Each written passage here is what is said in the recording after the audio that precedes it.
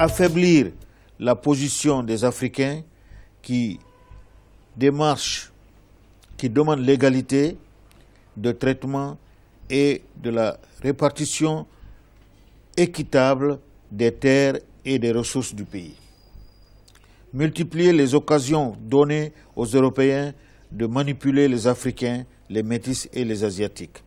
Interdire à certains Européens de disposer d'alliés politiques parmi les Africains, les Métis et les Asiatiques. Le livre est un essai juridique tout d'abord, un genre de traité juridique dans le domaine du droit du travail. C'est-à-dire, j'ai campé les différentes lois qui ont pu renforcer l'application de l'apartheid. Et dans le monde du travail, j'ai vu que les Africains étaient à part et les Blancs étaient à part. Et que ce n'étaient pas les mêmes lois qui leur étaient appliquées.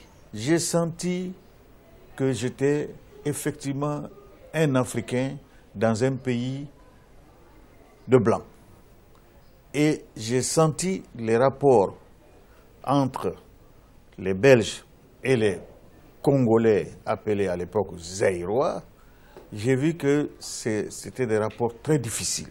J'ai senti qu'il fallait, au niveau de mes études, que je m'intéresse à une donnée. Cette donnée, c'était mon identification en tant qu'Africain et voir qu'est-ce que l'Afrique a pu apporter à la civilisation.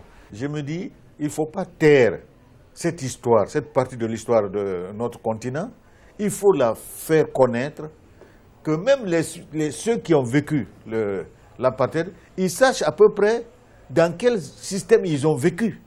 Que nous autres, qui avons connu la colonisation, qui nous sommes libérés à partir de cette colonisation, que nous sachions qu'il y a encore peut-être des formes d'injustice, il y a des formes de domination, il y a des formes de subjugation des peuples et qu'il faut se référer à ceux qu'on a déjà combattus et que cela ne se passe plus et que ça nous donne une idée pour aller plus loin. Je suis très avancé sur deux manuscrits. L'un traite de la gouvernance politique et démocratique en Afrique de l'Ouest, mais mon thème c'est sur le volet guinéen, donc de l'indépendance jusqu'en 2010. Et le deuxième thème, ça c'est un thème récurrent,